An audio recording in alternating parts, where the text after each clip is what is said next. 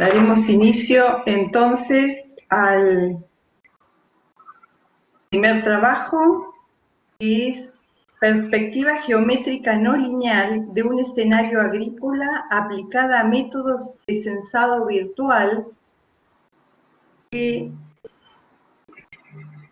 va a presentar, ¿quién va a presentar el trabajo? ¿Daniel? Bueno, buenas tardes. Comienzo. Gracias.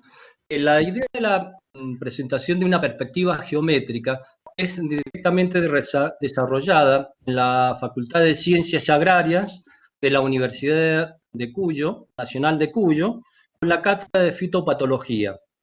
¿Cuál es la idea de esto? Es tratar de medir escenarios agrícolas. Entonces, lo que presentamos acá va a ser una propuesta de parámetros geométricos de un escenario típico en donde los elementos se van a encontrar en forma estática. Esto va a permitir una estrategia de rumbo. La idea de proponer una geometría para un escenario es la idea de proponer un sistema de base en el que se puede implementar muchas herramientas y va a servir como una comparación de todas estas herramientas. Entonces, lo primero es proponer una característica de calibración en grueso. Veamos un ejemplo en donde una cámara está soportada en un robot y tratamos de medir el escenario que esté enfrente. ¿Cuál sería un escenario agrícola? Para nosotros pueden ser los viñedos o los frutales, ya que están presentados en línea. Entonces nuestra máquina va a incursionar en este escenario y un brazo en donde tiene alguna herramienta o algún tipo de sensor se mueve independientemente del movimiento de la máquina, del vehículo. Entonces podemos hacer, mediante este escenario o estos parámetros geométricos del escenario, podemos plantear una calibración gruesa. Luego, con un método, ya sea que utilicemos una cámara o dos cámaras o multióptica, podemos utilizar una calibración aún un poco más fina de esto. Esto forma del escenario. Veámoslo geométricamente en esta relación perspectiva, que es bastante sencilla, pero nos va a dar a entender un poco de cómo vamos a parametrizar estos escenarios. Parece que, si ustedes se fijan, este triángulo perspectivo forma parte de un heptágono. ¿Por qué elegimos un heptágono y no cualquier polígono? Dado que vamos a suponer que la superficie frente al robot va a ser de heptágonos. De modo que vamos a tratar de medir la perspectiva de lo que tiene enfrente, que van a ser lo que está dentro de ese triángulo del heptágono, van a ser los objetos primarios, y lo que están a los costados de esos triángulos van a ser o representar los objetos secundarios. De modo que, si continuamos con esto, el método de proyección perspectiva es fácil entender y establecer planos a distintas profundidades, como visualizamos acá.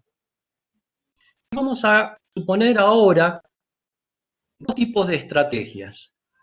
Uno, la lámpara que está a espalda del robot y mide el punto directamente al frente donde se refleja, y el otro caso en donde no hay un blanco en que se refleje este punto, o recurrimos a un horizonte dado, o directamente establecemos un punto de referencia para poder hacer la perspectiva. ¿Por qué estas dos consideraciones de estrategia? Porque en la parte de biología es importante medir en el día, como también es importante de medir la plantación en la noche, dado que los procesos biológicos, tanto con sol o sin sol, son importantes para poder hacer las mediciones. De modo que estas dos estrategias nos tienen que servir para poder medir un escenario geométrico. Estático, ¿por qué? Porque no suponemos que hayan puntos de movimiento, es decir, insectos, animales, nada que se nos cruce. Simplemente vamos a medir los vegetales y entonces vamos a plantear ahora un sistema de perspectiva no lineal. ¿Cuál es la idea de esto? La idea de esto es presentar el análisis de este triángulo, a ver si podemos visualizar acá, en el análisis de ese triángulo perspectivo como lo aforado A o B, ustedes fíjense que por cada lado de ese triángulo isósceles tenemos trazado una línea de horizonte, pero esa línea de horizonte la podemos vincular a la línea del triángulo isósceles a través de una recta. Esa recta podemos conformar un ángulo de 90 grados que va a ser la imposición, de modo que hemos aforado ese lado del triángulo isósceles en base a un cateto a 90 grados, en donde la hipotenusa es representada por el lado vertical. Esa forma o ese ángulo phi que está ahí en la figura va a ir representando el mismo ángulo phi para todos los otros rectas paralelas trazadas verticalmente. Pero esas no están trazadas a cualquier distancia, sino en aquella que está proyectada en base a la semejanza de estos triángulos. De modo que tenemos una escala ahora no lineal, sino lineal, en donde podemos de alguna manera representar la profundidad. A la izquierda hemos puesto la síntesis de cómo calculamos esta profundidad y donde la expresión es una expresión de orden 4 o de orden 4 por n en realidad, pero se simplifica mucho en base a encontrar la tangente de phi. ¿Por qué es la tangente de phi? Porque el parámetro a al cuadrado, elegido acá, es precisamente una observación trigonométrica del ángulo phi, es decir, el coseno de phi al cuadrado. Con esto hemos encontrado un pequeño detalle en donde podemos, de alguna manera, identificar un objeto en profundidad. No solo podemos identificar el objeto, sino que podemos poner un cuadrado perspectivo, como el que tienen dibujado ahí en color violeta, y ese triángulo perspectivo, ese cuadrado perspectivo, me permite establecer un cierto volumen, que sería el rango de barrido en el caso de establecer la altura del, ¿cómo se llama?, de las cámaras con respecto al piso. Recuérdense que si observamos las figuras de abajo, el piso no es un plano perfectamente horizontal, sino que tiene ciertas rugosidades, por lo tanto podemos establecer alturas promedio, es decir, volúmenes promedio. ¿Para qué nos sirve? Si ustedes observan la imagen representada abajo, en donde hemos retocado la imagen, en donde podemos caracterizar el volumen de un cultivo, lo podemos medir en base a esta consideración y podemos establecer el volumen final. ¿Por qué la tangente de phi era importante destacar acá? Recuerden que phi está relacionado con el logaritmo de un número compuesto y es lo que nos va a vincular con cualquier otro escenario geométrico. Por eso fue necesario establecer parámetros geométricos de un escenario sencillo para poder vincularlo con otros tipos de estrategias. Bien. Daniel, por favor, podemos... bien. Ir redondeando para no apartarnos mucho del tiempo establecido. Sí, discúlpeme. Es simplemente, bueno, si alguien está interesado, aquí tiene el correo en con que podemos vincularnos y le agradezco su atención. Muchas gracias. ¿Alguien tiene alguna pregunta para Daniel?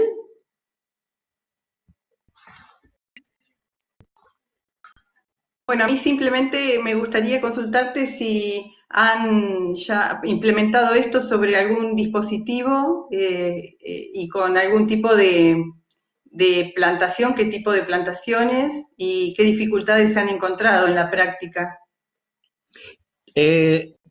Todavía esto es digamos que es la segunda parte. La primera parte que se realizó es la medición de la infestación de una población de hongos en las hojas de vid. Entonces se vio la necesidad que no solo analizáramos una hoja de una planta, sino varias hojas dentro del parral. Entonces, la segunda parte fue proponer esta geometría y la tercera parte es implementarla en el cuerpo de un vehículo. Bien. Así que los errores aún no lo tenemos dentro del vehículo. Sí lo podemos medir los errores con respecto a la geometría, a la propagación del algoritmo. Pero Bueno, no muchas con gracias, respecto al Daniel. vehículo. Si alguien No, gracias a tiene alguna ustedes. otra pregunta, se puede poner en contacto luego con Daniel, así damos curso a la sesión con el siguiente trabajo. Gracias nuevamente. Muy amable, gracias. Bueno, Federico, ¿podés ir cargando el...? Sí, ¿qué tal? Bueno, vamos a dar curso al siguiente trabajo, que es identificación paramétrica de un cultivo de microalgas. Presenta Federico Gordini. ¿Me escuchan? Sí, perfectamente. No sé si estoy tratando de mostrar la presentación. Ahí me parece que va a estar. Suele tardar un segundito. Sí, ahí está cargando. 3. Comparto con ustedes. A ver, Nacho,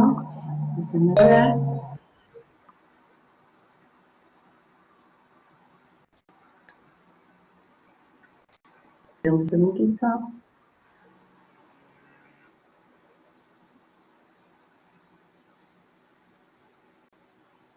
Bueno, daremos inicio entonces al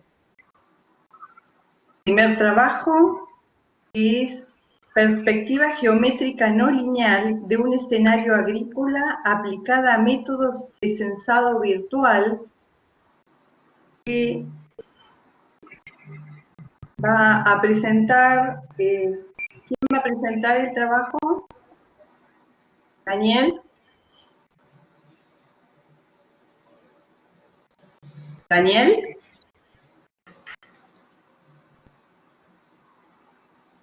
Daniel, ¿me escuchás? Ya te di atributos de presentador.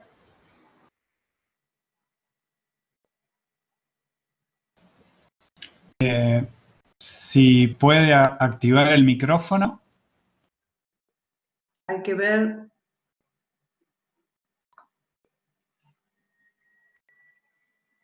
Ahí estamos. Compartir video. ¿Por qué no se...? Bien. ¿Estás pudiendo compartirlo con el cuadradito, con la flecha que tenés abajo? Selecciona A ver. archivo. A ver, Lo estoy haciendo. Pero no...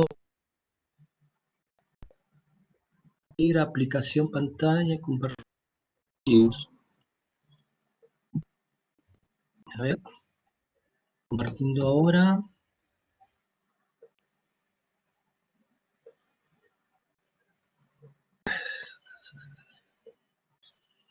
A ver. Control compartiendo ahora. Compartir ahora. Bueno. Tenés que tocar también el... ¿Ya está? Y tocar el... Espérate, no lo encuentro.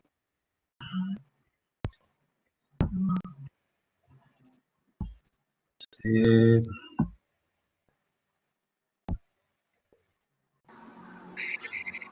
disculpe, pero ¿Tenés abierto la aplicación? está abierta la aplicación. Acá está. ¿Se ve?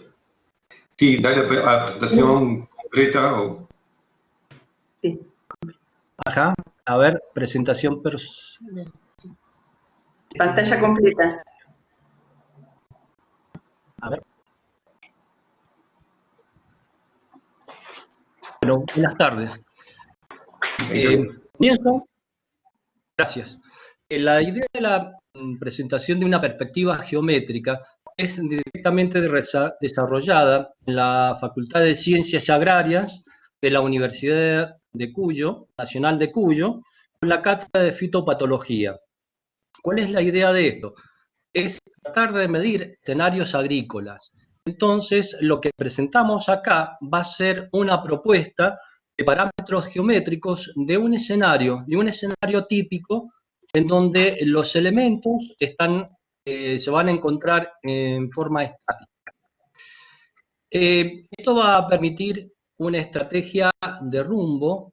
La idea de proponer una geometría para un escenario es la idea de proponer un sistema de base en el que se puede implementar muchas herramientas y va a servir como una comparación de todas estas herramientas.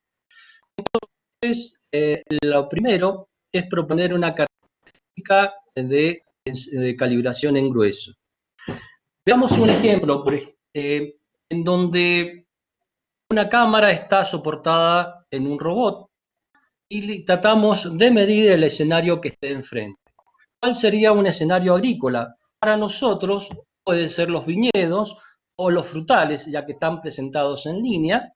Entonces nuestra máquina va a incursionar en este escenario y un brazo en donde tiene alguna herramienta o algún tipo de sensor se mueve independientemente del movimiento de la máquina, del vehículo. Entonces podemos hacer, mediante este escenario o estos parámetros geométricos del escenario, podemos plantear una calibración gruesa. Luego, con un método, ya sea que utilicemos una cámara o dos cámaras o multióptica, podemos utilizar una calibración aún un poco más fina de esto. Esto forma del escenario. Veámoslo geométricamente en esta relación perspectiva, que es bastante sencilla, pero nos va a dar a entender un poco de cómo vamos a parametrizar estos escenarios. Parece que, si ustedes se fijan, este triángulo perspectivo forma parte de un heptágono. ¿Por qué elegimos un heptágono y no cualquier polígono? Dado que vamos a suponer que la superficie frente al robot va a ser de heptágonos.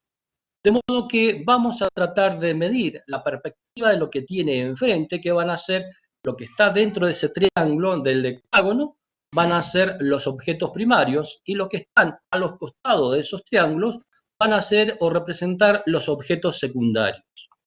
De modo que, si continuamos con esto, el método de proyección perspectiva es fácil entender y establecer planos a distintas profundidades, como visualizamos acá. Vamos a suponer ahora dos tipos de estrategias.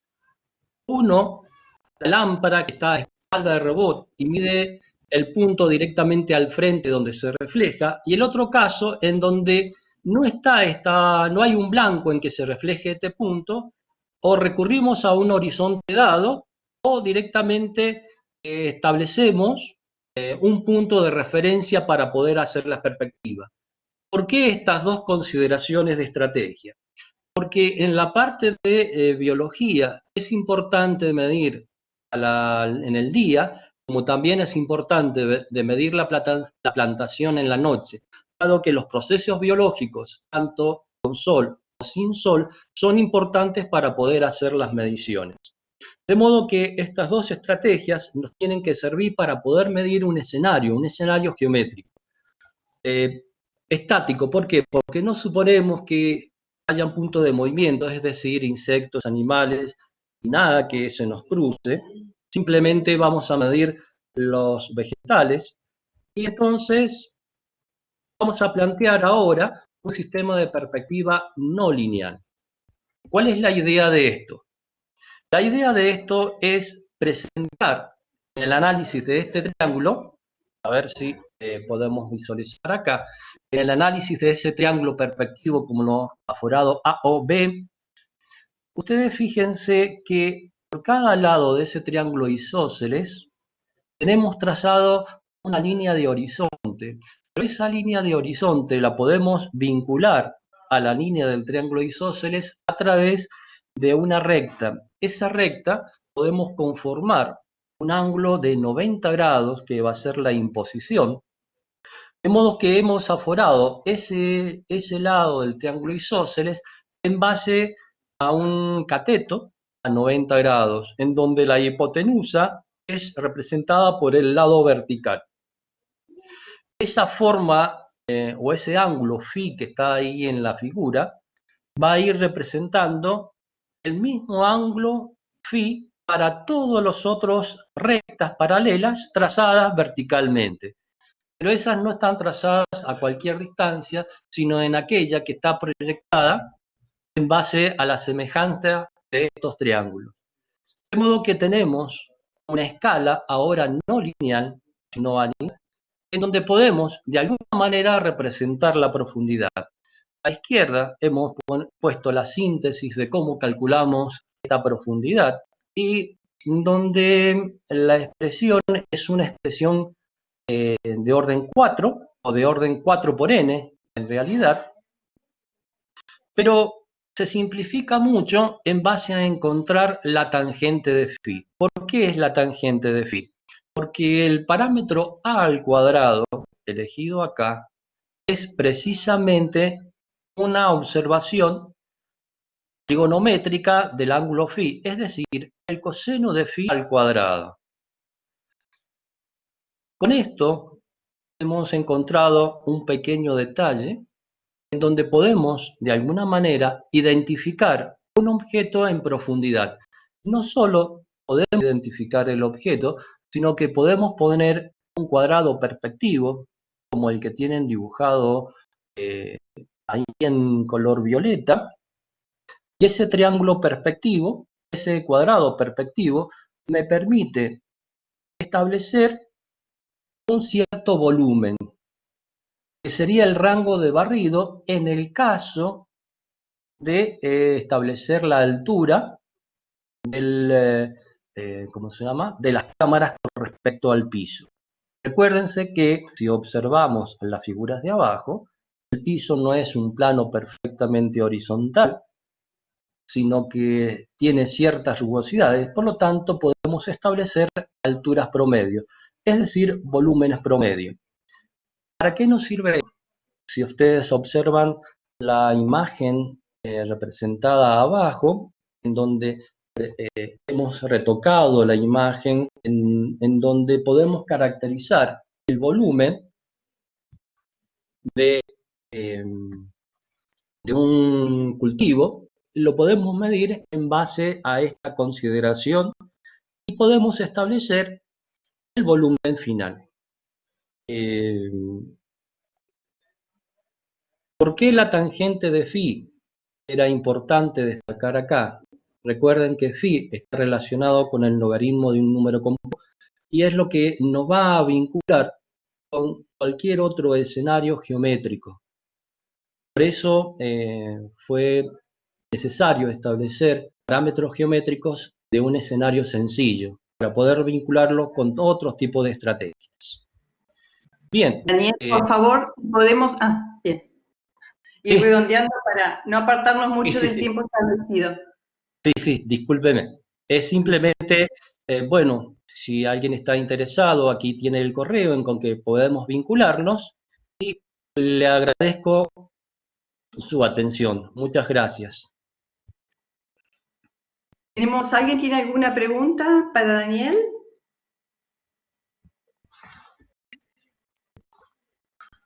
Bueno, a mí simplemente me gustaría consultarte si han ya implementado esto sobre algún dispositivo y con algún tipo de plantación, qué tipo de plantaciones y qué dificultades han encontrado en la práctica. Todavía esto digamos que es la segunda parte. La primera parte que se realizó es la medición de la infestación de una población de hongos en las hojas de vid. Entonces se vio la necesidad que no solo analizáramos una hoja de una planta, sino varias hojas dentro del parral. Entonces, la segunda parte fue proponer esta geometría y la tercera parte es implementarla en el cuerpo de un vehículo. Bien. Así que los errores aún no lo tenemos dentro del vehículo. Sí los podemos medir los errores con respecto a la geometría, a la propagación del algoritmo. Pero Bueno, no muchas con gracias, respecto al Daniel. vehículo. Si alguien Gracias tiene a ustedes. alguna otra pregunta, se puede poner en contacto luego con Daniel, así damos curso a la sesión con el siguiente trabajo. Gracias nuevamente. Muy amable, gracias. Bueno, Federico, ¿podés ir cargando el...? Sí, ¿qué tal? Bueno, vamos a dar curso al siguiente trabajo, que es identificación paramétrica de un cultivo de microalgas. Presenta Federico Gordini. ¿Me escuchan?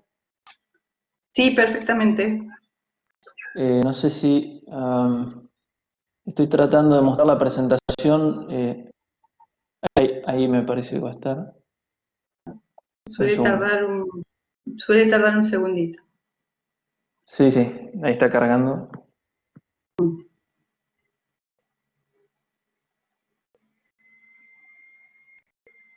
Ahí está. Sí, mami. Bueno, Dale. ahí se ve. Bueno, un segundo. Ahí está. Bueno, como recién les comentaba Silvina, bueno, el trabajo que vamos a continuar es sobre identificación paramétrica, en este caso de un cultivo de microalgas. Bueno, y el trabajo fluyó de manera conjunta entre un grupo de trabajo que somos, bueno, quienes habla, bueno, Silvina, y bueno, somos de la Universidad Nacional del Sur, y bueno, y algunos miembros que son de la Universidad de Mons en Bélgica. Así que bueno, para comenzar, la siguiente, ¿cómo lo corro? Perdón, estoy tratando de pasar la diapositiva. ¿Se ve bien? Sí, pero la segunda diapositiva, ahí está. Bueno, para comenzar, vamos a tratar de definir un poco de qué se trata el sistema. Entonces, lo que vemos ahí en la figura es un volumen de control, podríamos decir, que es un elemento de volumen de lo que sería un fotobioreactor, donde hay un cultivo de microalgas, ¿sí? Bueno, en este sistema podemos definir como variables de entrada a la intensidad lumínica que incide sobre el cultivo. Y bueno, hay una tasa de dilución en este cultivo, en el caso que se trata de algún cultivo fed batch o continuo, de entrada, ¿sí? Que se indica ahí como D, eventualmente una concentración de nutrientes que puede alentarse a este tipo de cultivos. También, bueno, se puede llegar a regular la temperatura y la inyección de dióxido de carbono, que eso mantiene un cierto pH dentro de estos cultivos y además provee una fuente de carbono para las microalgas para poder sustentarse. Los principales estados de este tipo de sistemas, por lo menos suelen ser la biomasa, indicada ahí en el diagrama como X, una cuota de sustrato, que es la concentración interna de sustrato que hay dentro de las microalgas, y la concentración del sustrato en el medio, que es indicado como S. Y bueno, la variable de salida en este sistema sería la tasa de dilución de salida, que contendría el producto, en este caso la biomasa de estas microalgas. Bueno, el modelo dinámico escuetamente lo representamos ahí como esas variables de estado. Ese es el modelo dinámico que nosotros trabajamos. Lo que vemos en las ecuaciones es la biomasa, la primera ecuación, que es la variación de la biomasa dinámicamente, la concentración de sustrato dentro de las microalgas a través de esa variable Q. La concentración del sustrato se modela también, y esta variable I asterisco, que es la iluminación a la cual las microalgas encuentran su fisiología aclimatada, ¿sí? Particularmente los pigmentos fotoactivos, que serían las clorofilas que contienen estas microalgas. Bueno, y los principales fenómenos que vemos involucrados en este tipo de sistemas es, bueno, que el crecimiento está limitado por sustrato, hay una dinámica como desacoplada, ¿sí? Porque el crecimiento no está plenamente basado en lo que es la concentración del sustrato en el medio, sino en la concentración de sustrato que tienen las microalgas dentro de sí mismas. Entonces hay un desacoplado de esas dinámicas. Bueno, después hay una acumulación interna de este sustrato, un fenómeno de fotoaclimatación de las microalgas, y eventualmente también un fenómeno importante a destacar es el efecto de oscurecimiento dentro de estos cultivos, ¿sí? O sea, las microalgas se vuelven muy densos de estos cultivos, bloquean mucho la luz, y bueno, eso genera un efecto de oscurecimiento a través de la profundidad de este cultivo. Bueno, entonces lo que hicimos fue tratar de identificar ese modelo que está en la literatura. Para ello, bueno, recolectamos una cierta cantidad de datos experimentalmente, particularmente en cultivos batch, estas microalgas, donde en total hicimos 9 cultivos de las microalgas y tratamos de barrer un espectro de condiciones operativas suficientemente amplio, ¿sí? Estuvimos los 9 cultivos, 7 los dedicamos a la identificación y 2 a la validación. Estuvimos midiendo biomasa, ¿sí? La cuota interna de sustrato dentro de las microalgas, el sustrato en el medio y la concentración de clorofila, que es una variable asociada a, digamos, la condición de aclimatación lumínica que tienen estas microalgas. Bueno, ahí en la gráfica lo que vemos es, digamos, el espectro, sería como el diseño de la experimentación, ¿sí? O sea, es el espectro de condiciones operativas que cubrimos. Lo que vemos en las distintas en los ejes es la concentración de sustrato en el medio, la iluminación a la que estuvo incidiendo sobre el cultivo y la biomasa, ¿sí? Entonces cada punto representa una condición operativa, los puntos en azul representan las condiciones operativas en que se colectaron las muestras para los datos de identificación, y los puntos en rojo para las curvas de validación.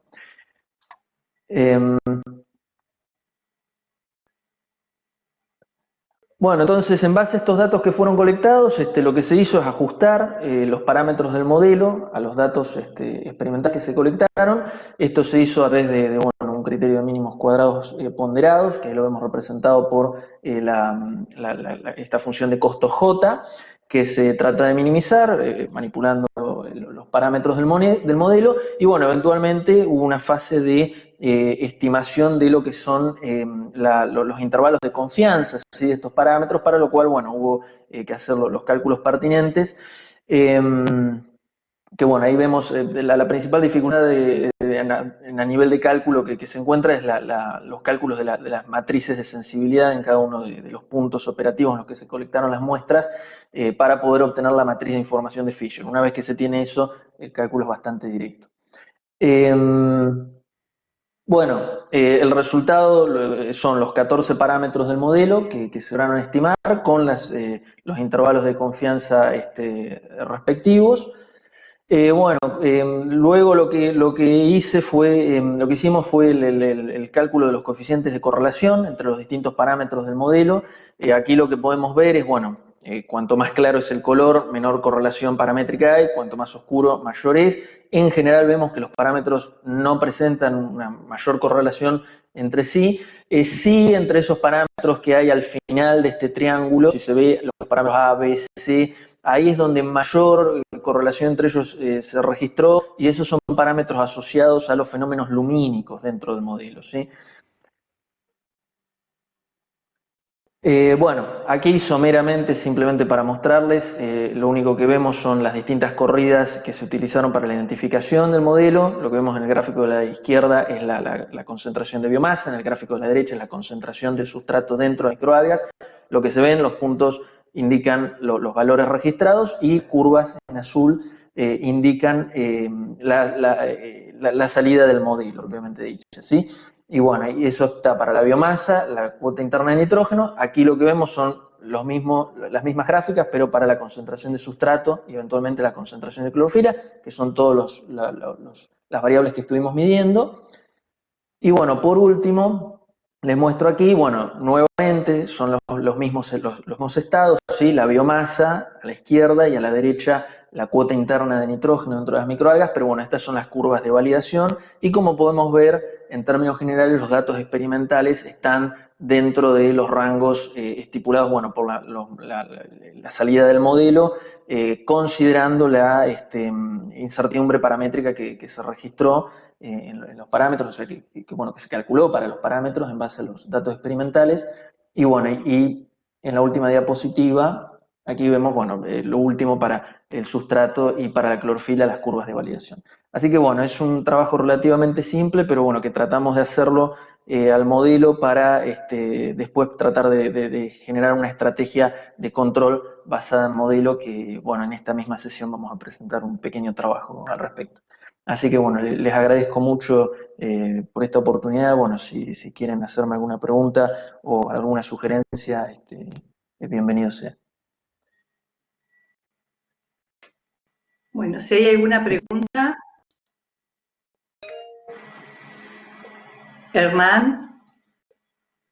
Hola Silvina, ¿cómo andas? Bien, Hernán. Perfecto, ahí tenés el micrófono abierto. Hola Silvina, ¿cómo andás? Bien, te escuchamos, Hernán. Bueno, sí, la pregunta es la siguiente. Ustedes utilizaron un modelo batch para hacer la identificación paramétrica. El modelo batch es un modelo, el modo de operación batch es un modo en el cual no existe un estado estacionario de las concentraciones y de la oscuridad dentro del fotobioreactor. Una identificación en un proceso continuo, uno podría establecer distintos puntos de trabajo y estimar los parámetros en cada punto de trabajo, etcétera, etcétera. ¿Cómo manejaron eso ustedes? Bueno, en principio sí, es uno de los planteos que nos hicimos, es cierto, o sea que, bueno, que los datos experimentales fueron extraídos en condición batch y eventualmente la aplicación pretendemos hacerla en condición continua. Es cierto que debería haber una diferencia incluso en las condiciones fisiológicas del cultivo, ¿sí? Pero bueno, en ese caso, bueno, tenemos datos de cultivo continuo, de hecho estamos trabajando, en este momento estamos terminando de realizar una identificación con datos de cultivo continuo. Y bueno, y en realidad hay un par de trabajos previos en la literatura que ellos realizaron una identificación de modelos muy similares, pero bueno, justamente nosotros hicimos esta identificación porque el rango de condiciones operativas dista mucho de lo que al menos en términos de modelos se estima como las condiciones óptimas que después tendríamos que desarrollar para que el cultivo genere una condición óptima de producción, ¿sí? Y bueno, en esos trabajos también hicieron con datos tipo batch. En líneas generales yo te puedo decir que con los datos que ya tengo de los resultados en modo continuo, los parámetros no cambian demasiado, ¿sí? Más o menos, a ver, más allá del valor numérico particular de los parámetros, el comportamiento en general del sistema no veo que cambie demasiado, pero sí, es una digamos, cuestión completamente válida a plantear, porque sí, efectivamente existe esa diferencia, digamos, entre lo que nosotros estamos identificando y después lo que eventualmente pretenderíamos usar, ¿no?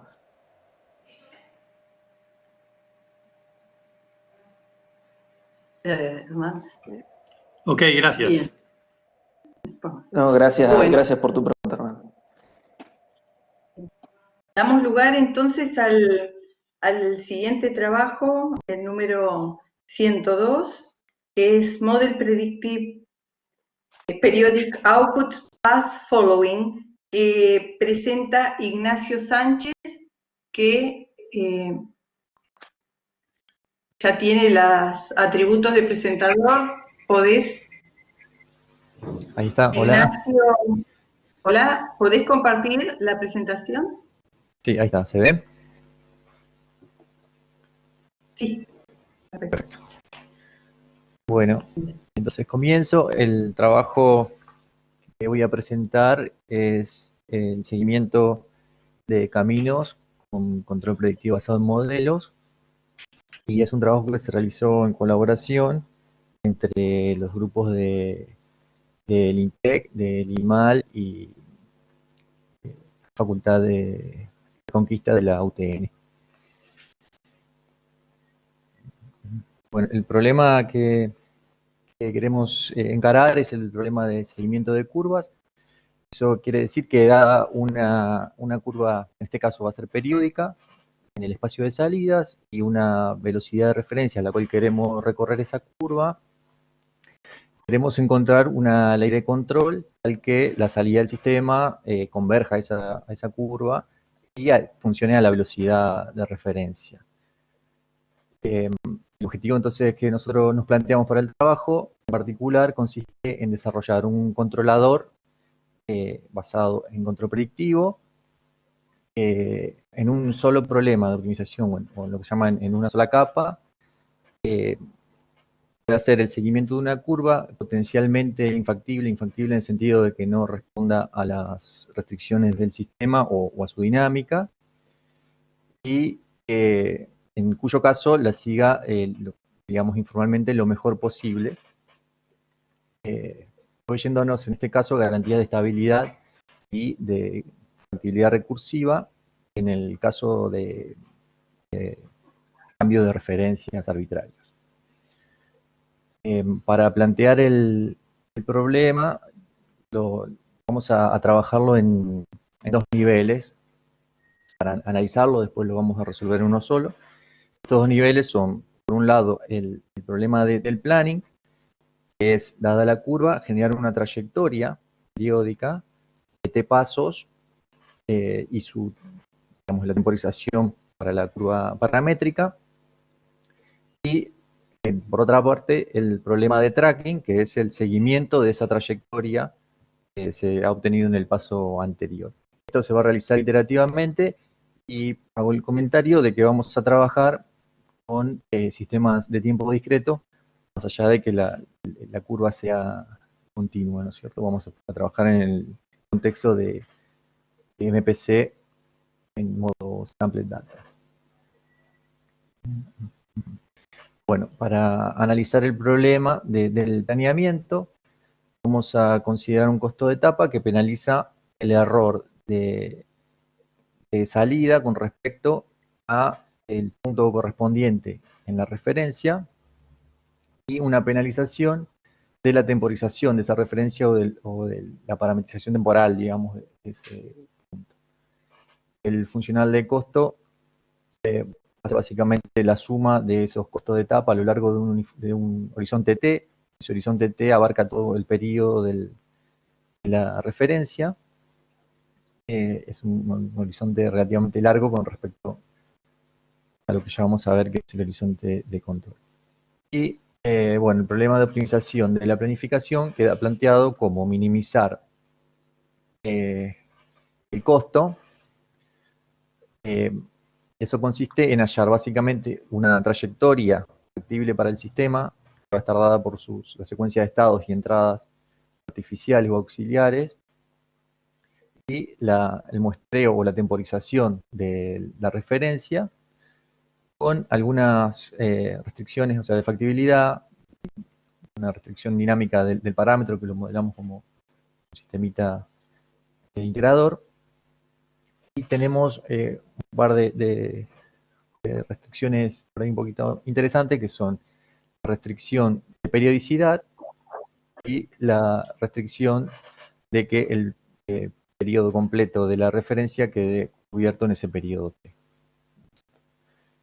Y por el otro lado tenemos el problema de tracking, el cual básicamente penaliza el error entre las trayectorias y las entradas predichas y artificiales, o sea, las planeadas en la etapa anterior, y el costo, el costo está dado por la penalización o la suma de todo ese costo de etapa a lo largo de un horizonte n que en general es más corto que el caso, que el T, el periodo de planificación. Es decir, tenemos un horizonte de control más corto, si se quiere, que el de planificación. Y el problema de optimización del tracking básicamente consiste en hallar las entradas que se van a aplicar al sistema para hacer el seguimiento de la trayectoria auxiliar. Acá una restricción interesante es la restricción terminal de igualdad.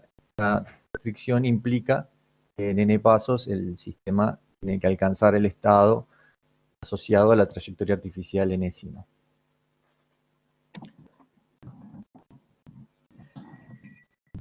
Bueno, para plantear este controlador en una única etapa, planteamos un costo unificado, el cual va a tener un par de parámetros comunes, o sea, lo que vincula las dos partes del costo es la trayectoria artificial. Y el problema de optimización no es más que minimizar este costo nuevo, sujeto a todas las restricciones planteadas anteriormente.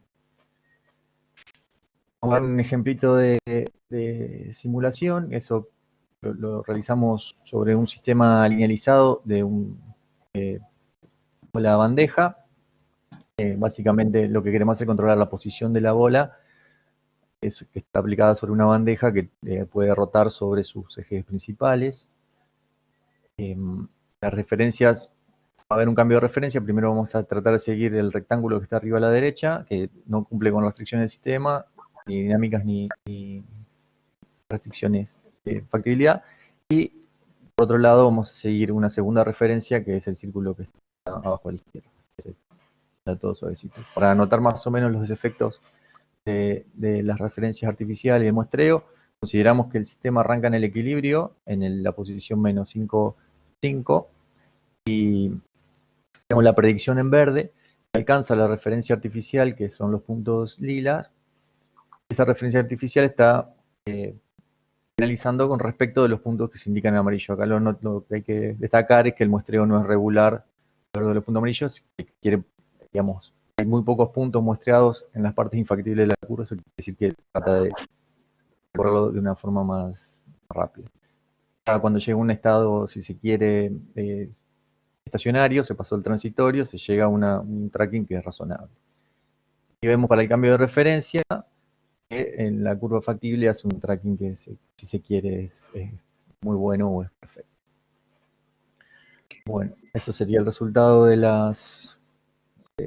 seguimiento de las trayectorias con el cambio de referencia incluido. Y bueno, vemos en las gráficas que la velocidad del parámetro se va acomodando y se ajusta hasta llegar a más o menos un funcionamiento periódico para la referencia factible, y para la parte factible la velocidad de referencia es prácticamente constante, y la curva infactible converge a un costo óptimo que no nulo, mientras que luego del cambio de referencia el costo se hace cero una vez que llega al estacionario, dado que es todo factible. Bueno, ya vamos cerrando. Para eso hemos planteado la formulación de un MPC que cumple con los requisitos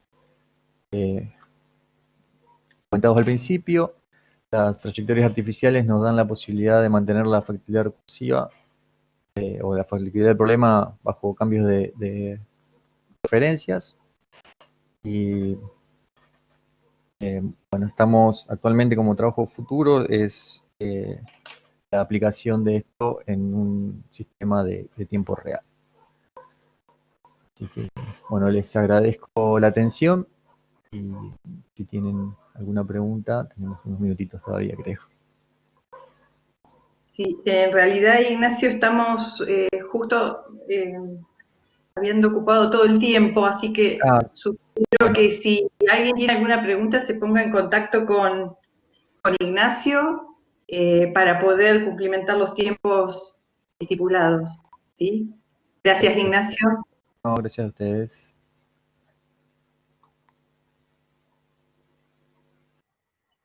Pasamos al siguiente trabajo, que es el 106, a low-cost mechatronic system for sol gel spray pyrolysis technique, que no sé quién presenta.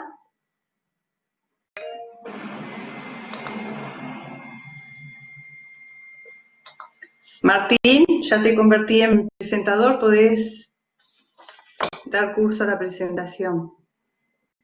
Hola, ¿se escucha bien? Sí, Martín Oviedo presentará el trabajo. Perfecto, muchas gracias. Comparto pantalla, avísenme si se ve. ¿Se llega a ver? Sí, perfecto. Perfecto, bueno. Hola a todos, mi nombre es Martín Oviedo y junto con los demás autores realizamos el presente trabajo, el cual trata sobre un diseño básico de un sistema de spray pirólisis de bajo costo automatizado. En forma simple, la técnica de spray pirólisis consiste en rociar una solución un sustrato colocado sobre una placa calefactora. En general, los ejemplos que se utilizan para esto es desarrollar celdas solares o, por ejemplo, celdas de reflexión selectiva de luz. El sistema está conformado por un aerógrafo, una placa calefactora donde se apoya el sustrato y un controlador de temperatura. En general, el punto de operación de la temperatura se elige como constante y resulta alrededor de los 400, 450 grados, dependiendo de lo que se quiera hacer. El componente térmico está conformado por una resistencia cerámica y un soporte de aluminio para el sustrato, similares a los que se muestran en la figura. Estos mismos fueron los que utilizamos para realizar las pruebas iniciales a comienzos de la pandemia. En primera instancia, lo que utilizamos para el control de temperatura fue un controlador NOS en modos diferentes, más que nada para evaluar el rendimiento que tenía. Claramente, con el modo de autosintonía del controlador se logra un enfoque mucho mejor de seguir la referencia constante que se busca. Sin embargo, tratamos de realizar una sintonización manual, realizando diferentes pruebas a lazo abierto y así lograr una estimación de la planta, de modo como un sistema de primer orden con retardo, donde el parámetro más significativo resultó ser la constante de tiempo. En la imagen que se muestra se puede ver, bueno, las mediciones reales que se tomaron junto con los diferentes valores de constante de tiempo que se tomaron. Para sintonizar el control junto con la constante de tiempo que me permite un sistema que acota las medidas. Con eso, y en base a los parámetros propuestos por Siegel-Nichols, obtuvieron los valores de ganancia para el PID. Un enfoque que tuvimos que tener en cuenta y muy importante de integrar un sistema anti-igualdad junto con el PID, ya que obviamente la potencia que se a la placa calefactora va la potencia máxima que le podemos entregar estaba alrededor de los 440, 450 watts más o menos. Probamos justo con el modelo conseguido y junto con el implementado en una qué tan rápido logra reactivación que presentan. Obviamente en general el tiempo máximo de rechazo resultó ser de 1 minuto, con perturbaciones de alrededor de 5 grados. Obviamente dentro de su punto de operación. Otra característica importante a definir para este tipo de sistemas es las configuraciones que se tomen. En general hay 3 enfoques. El primero es lograr el movimiento del bloque térmico en más direcciones con motores paso. Sin embargo, es la velocidad que toma el bloque podría afectar a la temperatura. Para el segundo caso, el movimiento del aerógrafo sobre la placa calefactora. El problema con esto es que al mover justamente el aerógrafo, el flujo cambia continuamente y no de manera uniforme dentro de la placa. Es decir, si lo voy moviendo, no se puede asegurar que va a ser una distribución equitativa de la solución sobre. Y en el tercer caso, es un pulsado a una determinada frecuencia que tiene el problema de que al generar gotas gruesas se podría llevar a resultados menos uniformes de las capas, cosa que en general no es. En términos económicos, los equipos de laboratorio están alrededor, los 325.000 pesos. Sin embargo, hay equipos más avanzados que, además, están por arriba de los 2 millones de pesos. En nuestro caso particular, los referidos a lo nuestro están alrededor de los 35. Esto incluyendo el controlador Novus que utilizamos. Sin embargo, creemos que reemplazando ese controlador e implementando, por ejemplo, un Arduino u otro microcontrolador, se pueda incluso bajar el costo alrededor de los 20 pesos. Si bien la implementación del PID no es uno de los enfoques más sencillos que hay es necesario tener todo el sistema en su conjunto. Tanto el sistema de control para la temperatura como las diferentes configuraciones que hay, y de esa forma analizar las nanocapas con el sistema. Si bien logro la temperatura, no me garantiza que voy a tener resultados aceptables. No, es necesario evaluarlo todo. A modo de ejemplo y para finalizar, les presento 2 capas conseguidas con diferentes soluciones, donde en general los resultados que se buscan, pero no siempre, son con una menor rugosidad y tamaños de grano lo más grandes posibles. Esto se traduce básicamente en lograr capas con menos imperfecciones, lo cual es muy importante a lograr. Con esto termino la presentación. Si hay alguna pregunta, con gusto estoy disponible para contestar.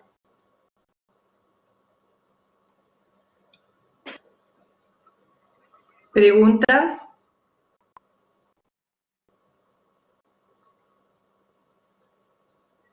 Bueno, simplemente te quería consultar qué estrategias de control son las más usuales para este tipo de equipos que ustedes han visto según su conocimiento. En general, los equipos de laboratorio se manejan con PID.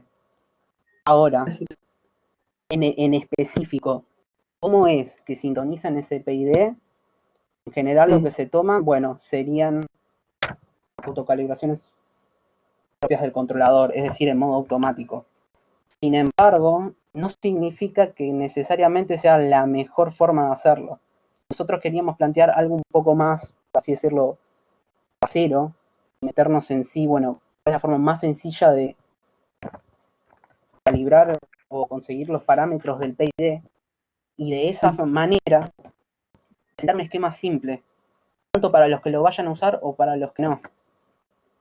Porque justamente en cuanto más simple sea lo que desarrollemos, en teoría tendría que ser mucho menor en costo. Bien. No sé si con eso bueno, muchas gracias. pregunta. Sí, sí. Muchas gracias, Martín.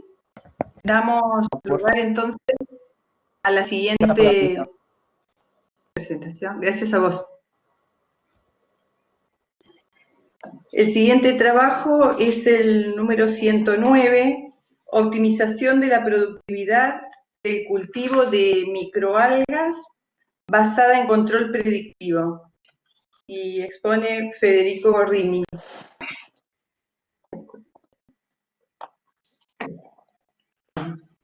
Bueno, buenas tardes. Nuevamente, bueno, un segundito, estoy tratando de compartir el archivo.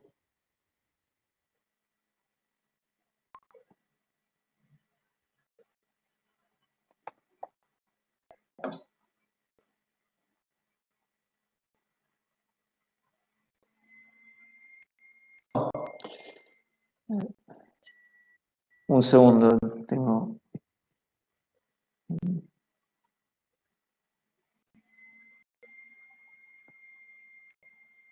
Ahí está. Ahí está. Ahí. Oh, No. Se salió. A ver. ¿Puedes volver a compartirlo? Sí, voy a volver a compartirlo. Disculpen. pero no lo quiere tomar. Ahí está. Ahí está bien. Bueno, ahí salió. Bueno, buenas tardes nuevamente. Bueno, esto es parte del trabajo que había comentado un par de presentaciones atrás. Es la continuación en realidad, ¿sí? Bueno, básicamente es tratar de optimizar el cultivo, un cultivo de microalgas a través de un control predictivo, ¿sí? Basado en el modelo que obtuvimos en el trabajo previo, con la identificación del trabajo previo. Así que bueno, para comenzar, bueno, por si alguno no lo vio, pero vamos a tratar de hacerlo someramente por arriba. Bueno, el sistema, como les había comentado, es un cultivo de microalgas, donde, bueno, en este caso, las variables de entrada es la tasa de dilución, que suministra el sustrato al sistema, a este cultivo.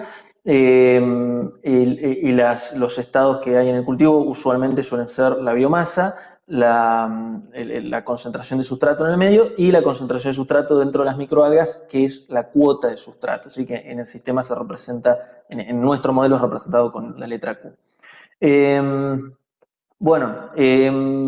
Los fenómenos más relevantes a destacar en este tipo de cultivos es que, bueno, el crecimiento está limitado por sustrato, se produce una acumulación del sustrato dentro de las microalgas, lo cual afecta a la dinámica de crecimiento. Hay una fotoaclimatación de este tipo de cultivos y hay un fuerte efecto de oscurecimiento en los cultivos, es decir, la penetración de la luz disminuye mucho conforme a la profundidad del cultivo, ¿sí? Así que bueno, avanzando, bueno, el modelo que nosotros utilizamos es este modelo dinámico de 4 estados, donde básicamente provienen de los balances de materia de cada una de las especies en cuestión, que son la biomasa X, la cuota de sustrato Q y la concentración de sustrato en el medio S, y una cuarta variable que es la intensidad lumínica de fotoaclimatación. Bueno, dentro de estas ecuaciones dinámicas hay una serie de formulaciones, como podemos ver en las primeras. Lo que vemos es que el crecimiento no solo está sujeto a la concentración del sustrato dentro de las microalgas, sino también a esta I con una barra sobre la variable, que es la intensidad lumínica promedio en el cultivo, ¿sí?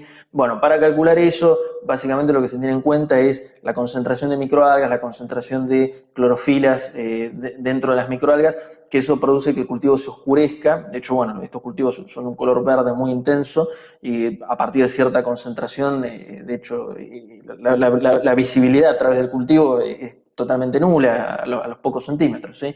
Así que es muy fuerte este efecto de oscurecimiento. Bueno, dentro de este modelo lo que hay es un cálculo de la intensidad de luz promedio, hay un cálculo de la clorofila dentro de las microalgas, de la concentración de clorofila, que es el pigmento fotoactivo en este caso, y hay una cinética de absorción del sustrato, ¿sí? Porque justamente, como les decía, el crecimiento de las microalgas está basado de hecho en la concentración de sustrato que tiene dentro de las microalgas. Hay un decoplamiento ahí.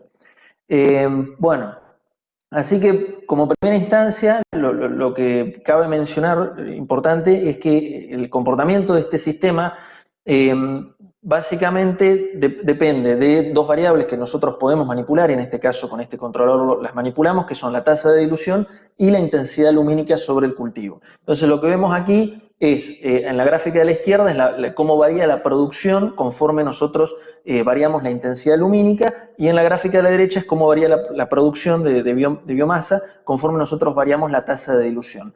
Cuanto más oscura es la curva, vemos que hay curvas de color muy gris claro y se van oscureciendo. Cuanto más oscura es la curva, quiere decir que esa variable manipulada es mayor. En el caso de la gráfica izquierda vemos que la intensidad de la luz, cuando va incrementando, el cultivo aprovecha más esta intensidad de la luz, crece más, pero en un momento se empieza a fotoinhibir. O sea, y hay un valor óptimo, que es representado por la curva roja. Y en el caso de la derecha vemos lo mismo, cómo varía la producción, pero en este caso con la tasa de dilución pasa lo mismo, ¿sí? O sea, cuanto más nutrientes se suministran, mejor para el crecimiento, pero en un momento se empieza a lavar el cultivo. Entonces esa es la problemática a la que nos enfrentamos.